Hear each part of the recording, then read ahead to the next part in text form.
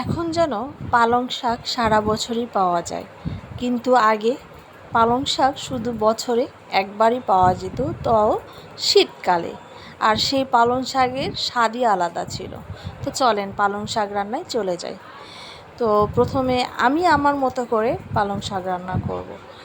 হ্যাঁ, তো আমার তো এইভাবে পালং শাক খেতে ভালো লাগে।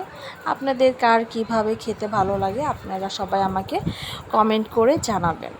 তো পালং শাক রান্নার জন্য আমি আগে কড়াইটা গরম করে নিলাম, তাতে পেঁয়াজ, কাঁচামরিচই এটা, কাঁচামরিচটা লাল হয়ে গেছে, আমি ইচ্ছে করে লালটা দিলাম, সবুজের মাঝে লাল মরিচ যেন দেখতে ভালো লাগবে এই জন্য দিয়েছি। তো আমি কুচো চিংড়ি দিয়ে পালং শাকটা রান্না করব। আমি কুচো চিংড়ি দিয়েও রান্না করি, অনেক সময় ছোট ট্যাংরা মাছ দিয়েও রান্না করি। খালি পালং শাক খেতে যেন আমার ভালো লাগে না।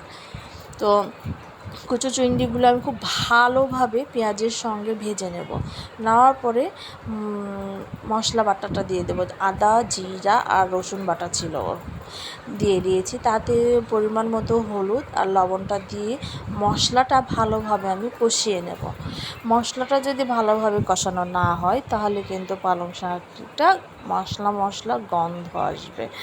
তো আমি সে গন্ধটা পছন্দ করি না, বা কেউই পছন্দ করে না। তারপরে আমার মশলাটা খুব ভালোভাবে কষানো হয়ে গেছে, আমি পালং শাকগুলো কুচি কুচি করে কেটে নিয়েছি। অনেকে বড় রাখে, আমিও বড় রাখি, অনেক সময় আরও ঝুরি ঝুরি করে নিই, অনেক সময় মাঝারি আইটেমে করে নিই।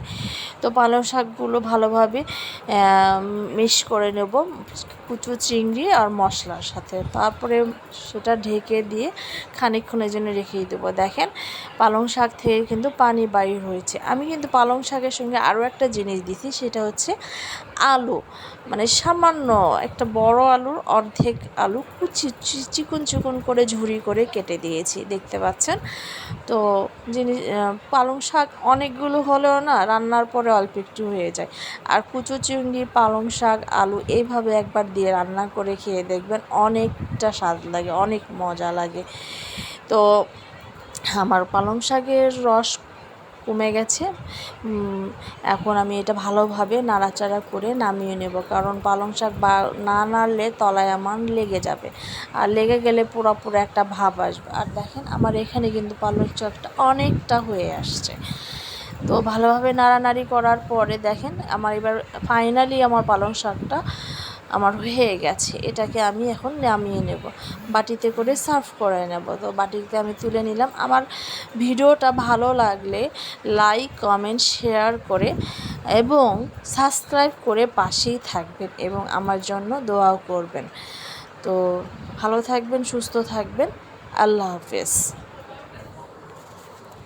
অন্তত একবার রান্না করে খেয়ে দেখবেন।